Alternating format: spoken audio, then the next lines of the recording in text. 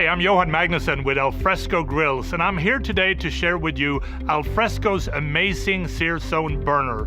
The Sear Zone is an ultra-hot burner that will sear your food, sealing in the juices for that perfect melt-in-your-mouth flavor. So let's talk about how to fire up your Sear Zone. The first thing that you want to do is turn the knob to off, then turn on the gas supply. Always keep your face and body as far away from the Sear Zone burner as possible when lighting. Depress the igniter button of the burner and immediately push and turn the burner control knob counterclockwise to the on position and wait for the burner to light. Note that the burner might take a little bit longer to light while air is purged from the gas supply system.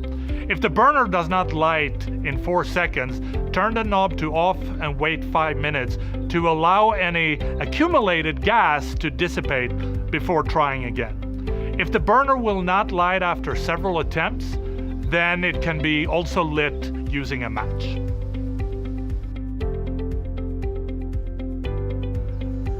Searing the food on your Sear Zone is intended to create a beautiful caramelization of what you're cooking, and the longer the preheat period, the hotter the grates will be, and this will help the meat brown faster and create darker sear marks. You want to place the food on the grate and cook to the desired brown level. The control knob may be set to any position between on and off, as there's no variance to the heat. Remember, the Sear Zone can get extremely hot, so be careful with thinner or more delicate cuts of food. Do not leave the burner unattended while cooking.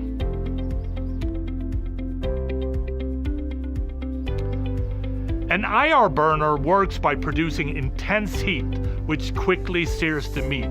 Searing creates flavor, and the unique V-shaped grates allow the outer surface to absorb smoke and food aroma that is produced as grease and drippings are vaporized by the burners. The result is a crisp, flavorful outside with a tender, juicy inside. Just the results you want with most grilled food.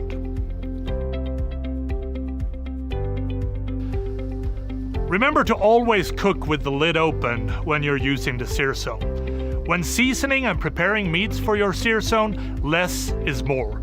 Preferably only use salt and pepper, as heavier seasonings and rubs will only burn under the high heat and make the meat taste bitter.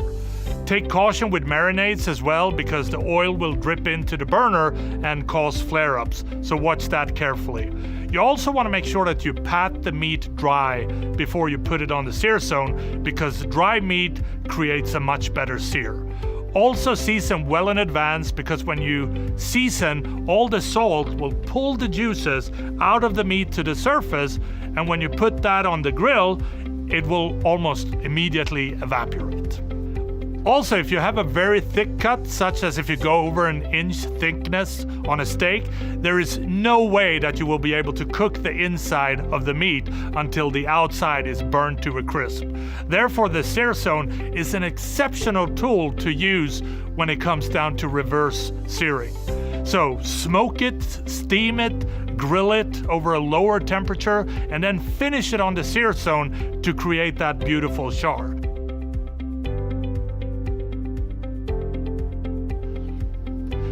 Make sure that the Sear Zone is completely cooled when you begin the cleaning process, wiping the grates with a soft, damp, soapy cloth and rinsing with warm or hot water. If your Sear Zone is particularly messy, perhaps with oil or grease, use a multi-purpose cream cleanser and apply with a soft, damp cloth. Then rinse with water.